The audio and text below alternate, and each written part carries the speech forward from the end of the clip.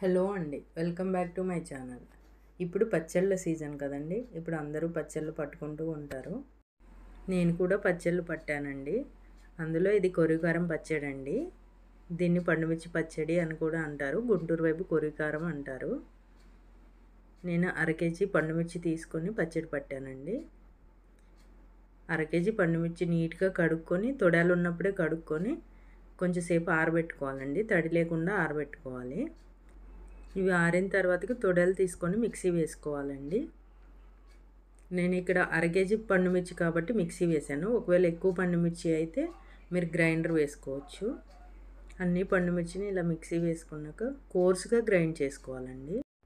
అంతా గ్రైండ్ చేసుకున్నాక ఇలాంటి ప్లాస్టిక్ డబ్బా కానీ, లేకపోతే గాజు సీసా కానీ, లేకపోతే జాడీలో వేసుకొని ఇలా మొత్తం వేసుకొని ఒకసారి కలిపేసుకోవాలి. అరకేజీ పండుమిర్చికి 125 గ్రామ్స్ కల్లుప్పు సరిపోతుందండి.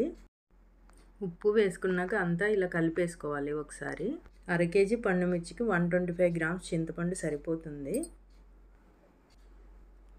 ఇవి పండుమిర్చి చాలా మంటగా ఉన్నాయండి, అందుకని నేను 125 గ్రామ్స్ వేసాను. ఒకవేళ మంట లేని పండుమిర్చి అయితే 100 గ్రామ్స్ వేసుకుంటే సరిపోతుంది. ఇలా చింతపండు ఉప్పు వేసాక అంతా ఒకసారి కలిపేసుకొని మూత పెట్టేసి 3 రోజులు పక్కన పెట్టుకోవాలి. 3 రోజుల్లో పచ్చడి బాగా ఊరుతుంది, అందుకని దీన్ని పక్కన పెట్టుకోవాలి. 3 రోజుల తర్వాతకి చూస్తే ఇలా ఉంటుంది పచ్చడి. ఇప్పుడు దీన్ని మనం మిక్సీ వేసుకొని తాలింపు వేసుకోవడమేనమాట. ఇప్పుడు దీనిలో 1 స్పూన్ మెంతిపిండి కలుపుకోవాలి. మెంతుల్ని లైట్గా వేయించి పొడి చేసుకొని వేసుకోవాలండి. అరకేజీకి 1 స్పూన్ మెంతిపొడి సరిపోతుంది. ఇప్పుడు దీన్నంతా మిక్సీ వేసుకోవాలి. మిక్సీ అంత ఫైన్ పేస్ట్ లాగా వేయొద్దండి. కొంచెం బరకగా ఉంటేనే పండుమిర్చి పచ్చడి చాలా బాగుంటుంది. ఇలా మొత్తం మిక్సీ పట్టుకున్నాక దీన్ని తాలింపు వేసుకోవాలి. ఇప్పుడు కావాల్సినంత పచ్చడి తీసుకొని తాలింపు వేసుకోవాలి.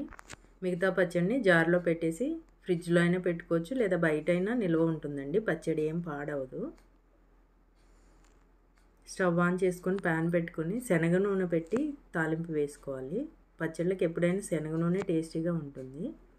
తాలింపు గింజలన్నీ వేసుకొని తాలింపు వేసేసుకోవాలి. ఈ తాలింపులోనే 2-3 వెల్లుల్లి గర్భాలు కొట్టి వేసుకొని తాలింపు వేసుకుంటే బాగుంటుంది.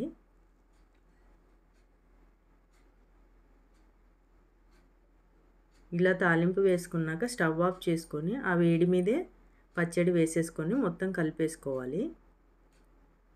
మెంతిపొడి వేసాం కదా, వేడి మీద వేస్తే చేదు వస్తుంది అని అనుకోవద్దండి, బాగానే ఉంటుంది. అంతా కలిపేసుకున్నాక బాటిల్లోకి తీసుకొని పక్కన పెట్టుకోవాలి. చల్లారిన తర్వాతకి కొంచెం నెయ్యి వేసుకొని వేడివేడి అన్నంలో తింటే చాలా టేస్టీగా ఉంటుంది. ఇంతేనండి, పండుమిర్చి పచ్చడి రెడీ. చాలా బాగుంటుంది, తప్పకుండా ట్రై చేయండి. ఈ రెసిపీ నచ్చితే like, share and subscribe to my channel.